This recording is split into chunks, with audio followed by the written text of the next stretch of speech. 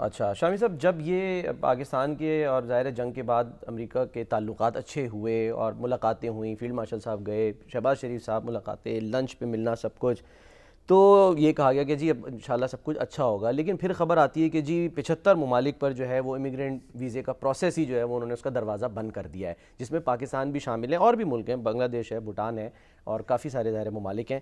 تو لوگ سوال یہ کر رہے ہیں کہ بھئی پاکستان کیوں؟ ہم تو سمجھ رہے تھے کہ ہمارے تعلقات اچھے ہو گئے اور ہم گڈ بکس میں ہیں امریکہ کی، پھر ایسا پہلے کیوں تو ہوا؟ یہ سمجھے نا کہ یہ جو امیگرینٹ ویزا ہے اگر اس کا پروسیس انہوں نے ختم کیا ہے یا معطل کیا ہے، ہاں جی معطل کیا ہے، تو یہ کوئی بہت بڑی قیامت برپا نہیں ہو گئی. اچھا یعنی کوئی آپ کے اوپر کوئی ایسا نہیں ہوا کوئی سینکشن لگ گئی ہے. ٹھیک ہے. اب وہاں ان کا کہنا اپنا ایک انٹرنل سسٹم ہے. وہ کہتے ہیں کہ جو یہاں سے لوگ آتے ہیں وہ امریکن معیشت پہ بوجھ بن جاتے ہیں کہ کوئی ان کے پاس یہاں کوئی وسائل نہیں ہوتے اپنے آپ کو سنبھالنے کے، تو لوگ ان کو بلا لیتے ہیں اپنے عزیزوں و اقارب کو، اور یہ شادی کرتے ہیں، بیویاں بلا لیتے ہیں. اچھا اس کو انہوں نے معطل کیا ہے. لیکن ہمارے جو محکمہ خارجہ نے کہا ہے جی ہاں کہ ان سے ہمارا رابطہ ہے ہاں جی اور بات چیت جاری ہے، اور کوشش یہ ہے کہ بات چیت کے ذریعے سے اس مسئلے جو ہے اس میں نظر ثانی ہو اور جائے. جو سیاحتی کاروباری تعلیمی ویزے ہیں وہ تو یعنی کہ کھلے ہیں، تو اور اس لیے دوسرا ہمیں اس میں بھی وہ یہ کہہ رہے ہیں کہ درخواستیں نہیں دی جا سکتی ہیں، پروسیس رکے، ویزا ایشو نہیں ہوگا، درخواستیں آپ دیں، انٹرویوز بھی آپ کے اب ہوں گے. بات چیت ان سے محکمہ خارجہ کہہ رہا ہے کہ وہ شروع کریں گے، جی ہاں اور ان کو کنونس کرنے کی کوشش کریں گے کہ بھئی آپ اس پہ نظر ثانی کر لیں. وگرنہ یہ کہ وہ فیصلہ تو کر دیا ہے، لیکن کوئی ایسا میں نہیں سمجھتا کہ ایک ہمیں تھوڑا صدمہ تو پہنچا ہے، لیکن کوئی اتنا ہاہاکار کی ضرورت نہیں ہے. کوئی پاکستان پہ اوپر کوئی سینکشن نہیں لگ گئی جس سے ہمیں کوئی پریشان ہونا چاہیے. لیکن جو وہ یہ بات کر رہے ہیں کہ یہ بوجھ بنتے ہیں، شاہد صاحب جو آپ نے کہا اس میں سب سے آگے تو بھوٹان ہے، ٹھیک ہے، 81% اس کے لوگ جاتے چین ہیں. کے لوگ بھی، جی ہاں دوسرے لوگ بھی ہیں، ان کی آمدن اتنی ہوتی نہیں، چلے جاتے ہیں وہاں. پاکستانی امیگرینٹس کی جو امداد لینے کی شرح ہے شامی صاحب وہ 40% ہے، یعنی 40% ہم یہ کہہ لیں جو پاکستانی وہاں جاتے ہیں وہ سوشل سیکیورٹی پر ڈیپینڈنٹ ہوتے ہیں. تو اسی طرح وہ کہہ رہے ہیں کہ جی آپ خود کفیل ہوں، بوجھ نہ بنے، یعنی کہ بات چیت جاری ہے ان سے، اس کا کوئی راستہ نکلے گا. ہمیں امید رکھنی چاہیے. لیٹس سی، امید پہ دنیا جو ہے وہ قائم ہے. اچھا جی شامی صاحب، ایک آج جو ہے وہ آسان خدمت مرکز کا افتتاح کیا ہے، اور میں ابھی جاننے کی بھی کوشش کر رہا تھا، یہ آذربائیجان میں یہ خدمت مراکز ہوتے ہیں جس کا یہاں پر افتتاح کیا گیا، اور بتایا جا رہا ہے کہ اس کا تحفہ ہے یہ، اور اس میں آسانیاں پیدا کرنے کے لیے جو ہے سسٹم کے اندر آج وہاں پر ایک وفد بھی آیا ہوا تھا آذربائیجان سے، جو کہ ظاہر پریزیڈنٹ کر رہا تھا اس تمام صورتحال کو.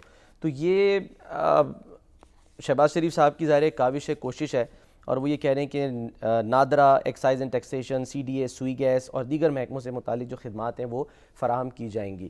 تو یہ ہم خاطر جمع رکھیں کہ سسٹم ہمارے یہاں پتہ نہیں کون بنا رہے، لیکن وہاں سے ہم کم از کم سیکھ کے سسٹم جو ہے وہ بہتر کر سکتے ہیں. چلیے جہاں سے بھی سیکھنا پڑے اس میں تو کوئی حرج نہیں ہے نا. تو سسٹم تو وہاں بہتر ہونا چاہیے.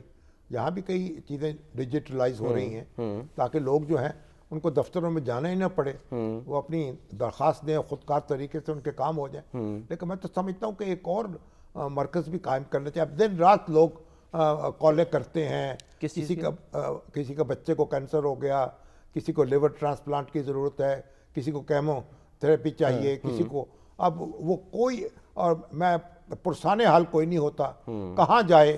تو کوئی ایسا نظام بھی ہونا چاہیے، ایسے مرکز بھی ہوں کہ جہاں ایسی بیماریاں لاحق ہیں ان لوگ ان سے رابطے کریں، پھر حکومت ان کی امداد کرے یا ان کے بندوبست کرے ان کے علاج کا. وہ لوگ کہاں جاتے ہیں، در بدر کی ٹھوکریں کھاتے ہیں، چیختے ہیں، بد دعائیں دیتے ہیں. تو کوئی یہ کام بھی تو کرنا چاہیے نا. صحت کارڈ اسی سلسلے میں تو کہا گیا تھا کہ صحت کارڈ ہر مرض کی دوا نہیں ہے، اور صحت کارڈ سے مسائل حل نہیں ہو رہے. اب جس کو کینسر لاحق کا مرض ہو جاتا ہے، اور جس کے کڈنیز میں پرابلم ہوتی ہے، جس کے لیور کا مسئلہ ہوتا ہے، کوئی اور سنگین بیماری لاحق ہو جاتی ہے، اس کو سمجھ نہیں آتی وہ کیا کرے اور کہاں جائے. فی الحال تو شامی صاحب بس جاتے جاتے کہ وہ خبر آئی کہ جی نوٹ جو ہیں وہ تبدیل کیے جا رہے ہیں 10 روپے سے لے کے 5000 روپے تک. تو اس سے فرق پڑے گا کوئی، یعنی جو چھپا کے دھن بیٹھے ہیں وہ سامنے آ جائے گا؟ نہیں، وہ تو فرق تو پڑے گا. اگر جب آپ نوٹ تبدیل کرائیں گے تو جن لوگوں نے اپنے نوٹ چھپائے ہوئے ہیں وہ ظاہر ہو جائیں گے. ٹھیک ہے. لیکن اب تو ایک مطالبہ یہ بھی تھا نا کہ آپ بڑے نوٹ کو ختم کر دیں، 5000 کا نوٹ ختم کر دیں، تاکہ لوگوں کو جب رقم منتقل کرنے میں مشکل ہوگی تبھی وہ بینکنگ سسٹم کی طرف آئیں گے. ٹھیک ہے. ہمارے عامر خاکمانی صاحب ہمارے بڑے سینئر جرنلسٹ ہیں, انہوں نے تو کہا کہ اس کے اوپر نواز شریف صاحب کی تصویر لگا دی. اچھا